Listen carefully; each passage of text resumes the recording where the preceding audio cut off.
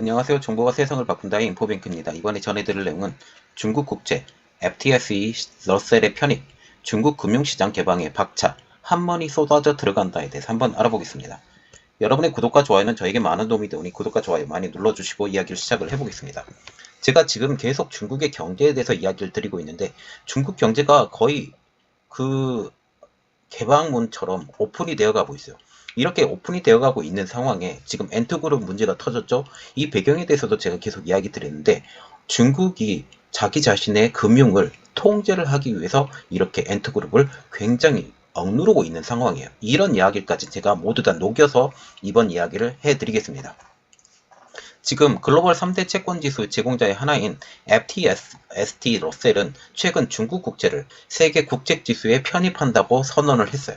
이를 통해서 향후 국제 투자자들이 FTSE 러셀 플래그십 인덱스를 통해서 중국의 채권 시장에 진입할 수 있게 되었습니다.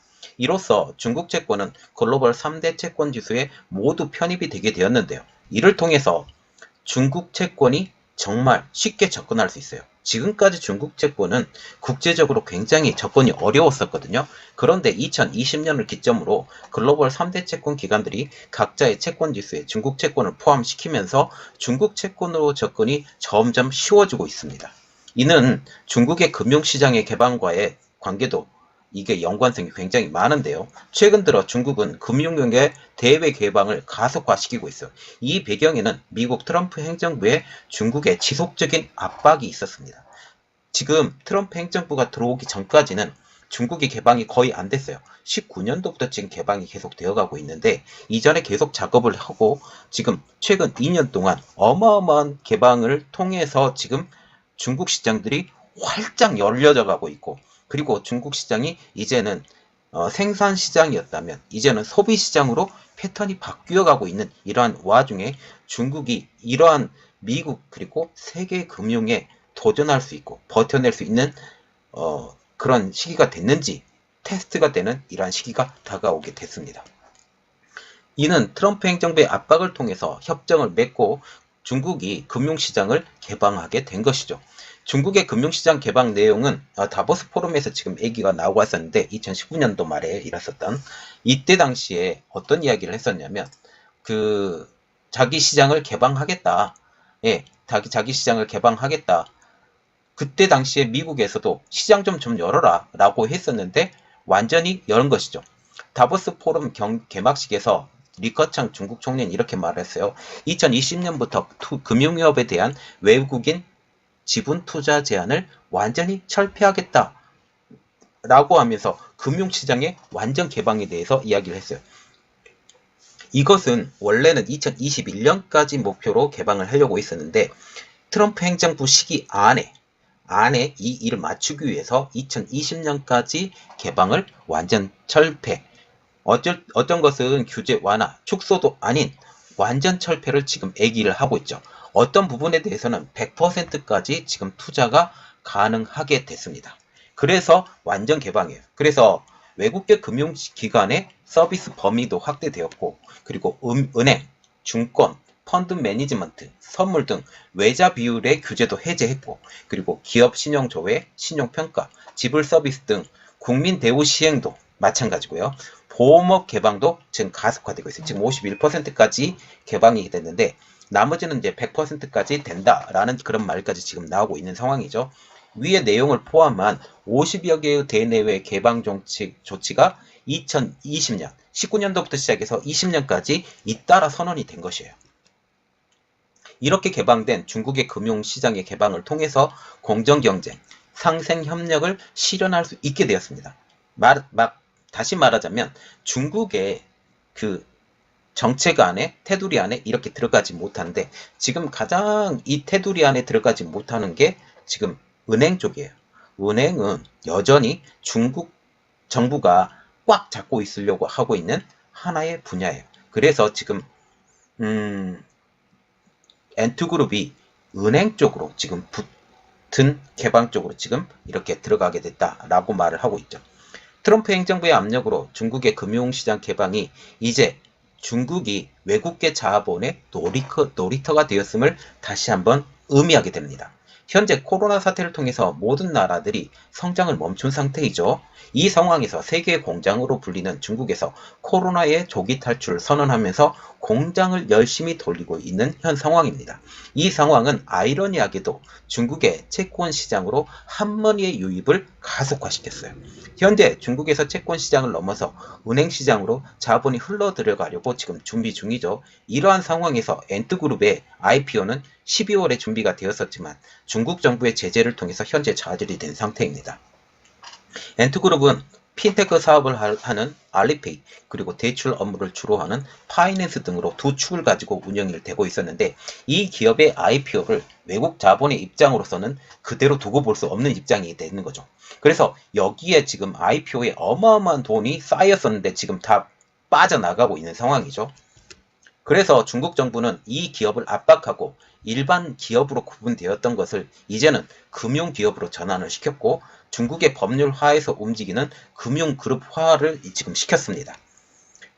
이것 때문에 저는 개인적으로 중국이 중국법의 금융시장을 지배하고 있는 금융법이라는 게 있거든요. 그 금융법에 이것을 맞추고 그리고 대출 업무가 자기 자본의 10배가량 더 높은 대출을 지금 시행을 했는데 이러한 대출도 결국은 돈이잖아요. 돈을 이렇게 외국 기업에서 땡겨버리는 그런 일이 일어나는데 이러한 것을 막기 위해서 저는 개인적으로는 미국의 견제를 막아내기 위해서 눈물을 머금고 IPO를 막아냈다라고 저는 그렇게 생각을 하고 있습니다.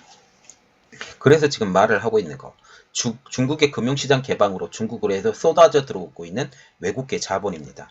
이번 미국 대통령 선거는 중국의 입장으로서도 대단히 중요해요. 만약 트럼프 행정부가 계속 집권을 하게 되면 중국 입장으로서는 금융 개방의 시장은 더욱더 활짝활짝 열리게 돼요. 이미 개방된 금융시장을 통해서도 거대한 자금들이 중국으로 유입되고 있는 중이죠. 현재 외국계 자본들은 중국의 자본시장, 채권시장, 은행 간 시장에 더욱더 참여하고 싶습니다. 그런데 지금 채권시장은 어느 정도 들어갔어요. 은행 간 시장에 들어가려고 하고 있는데 이것이 진입장벽이 굉장히 높은 상황이에요.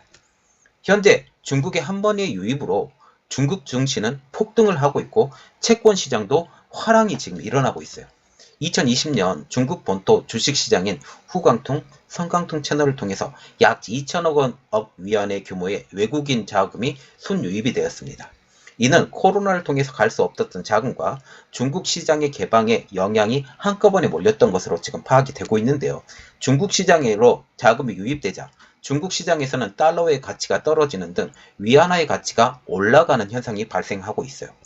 또한 이 배경에는 중국 경제를 살리려고 하는 중국 정부의 고심도 함께 묻어나고 있는 상황이죠. 외국 자본의 유입으로 2021년도에는 중국 본토에 최대 2,800억 위안의 자금이 유입될 것으로 중국 안신은행은 전망을 하고 있는데요. 이는 2020년보다도 약 40%가 지금 늘은 상황이라고 보면 되겠습니다. 이렇게 늘어난 해외 자금으로 인해서 중국 내 약달러 현상이 일어나거든요. 이것에 대해서 조금 설명을 해드릴게요. 약달러 상황이 왜 일어나냐면 지금 중국 시장에 거대한 달러가 들어가고 있잖아요. 달러가 계속 들어가고 있어서 이 달러화를 견디지 못해서 지금 달러가 너무 흔해지기 때문에 위안화가 상대적으로 가치가 올라갑니다. 그래서 지금 위안화가 얼마나 올랐냐? 올해 30년 만에 달러당 6위안 이하로 내려갈 것이라는 공격적인 전망까지 2021년도의 말입니다. 전망까지 지금 나오고 있어요. 2020년 상반기만 해도 위안화의 가치는 미국이 계속 지적할 만큼 트럼프 대통령이 위안화의 가치가 너무 낮다. 이렇게 해서는 우리나라 제조업이 살 수 없다라고 할 정도로 위안화의 가치가 낮았습니다. 저 위안화를 통해서 중국의 발전을 시킨다라는 기조를 계속 지킨 것이죠.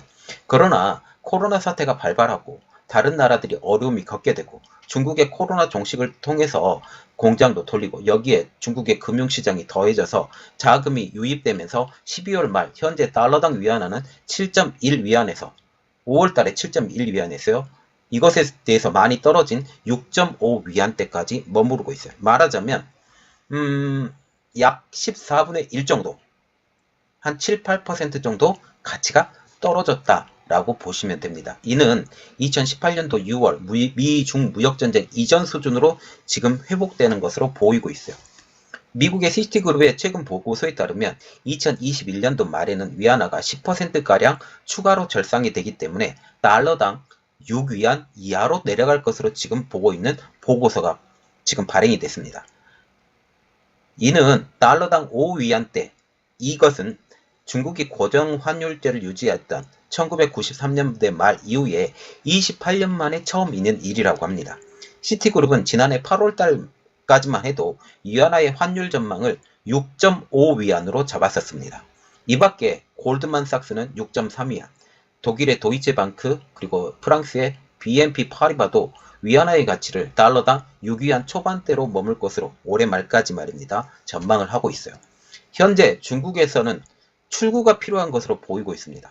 지속적인 위안화 절상은 중국의 수출 경쟁력을 떨어뜨리기 때문이죠. 지금까지 중국의 위안화의 절상을 허용했던 것은 중국의 GDP가 커져야 되기 때문입니다. 그리고 삶의 질이 좋아져야 되는데 지금 코로나를 통해서 중국의 삶의 질이 많이 떨어졌거든요.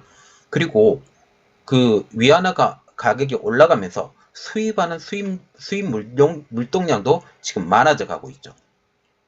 즉 위안화의 절상을 통해서 내수 시장을 확대하려고 하는 중국의 고심이 있었던 것입니다. 그런데 이제는 한계에 부딪혔다라는 분석까지 나오고 있죠. 왜냐하면 그 소비가 계속될 수는 없어요. 소비가 계속될 수는 없기 때문에 위안화의 절상 그리고 이러한 한머니의 유입 이런 것들을 통해서 중국 경제는 점점 더 미국의 달러의 지배를 받게 될 것이다 라는 지금 이러한 의견들이 나오고 있어요. 그리고 지금 채권 시장으로 돈이 몰려 들어가면서 많은 기업들이 도산이 들어가고 있어요. 채권 시장이라는 것은 주식 시장과 달리 이 회사가 망가지기 전까지는 모든 걸 다 받아내요. 그리고 주식과 같은 경우는 감자를 통해서 주식 가치를 훼손을 시킬 수는 있지만 채권 자체는 그 채권이 살아있는 한, 그 회사가 살아있는 한 그 채권은 계속 유지가 된다라는 거죠. 이렇기 때문에 채권 시장으로 유입은 오히려 주식 시장으로 유입보다 더 위험한 것입니다.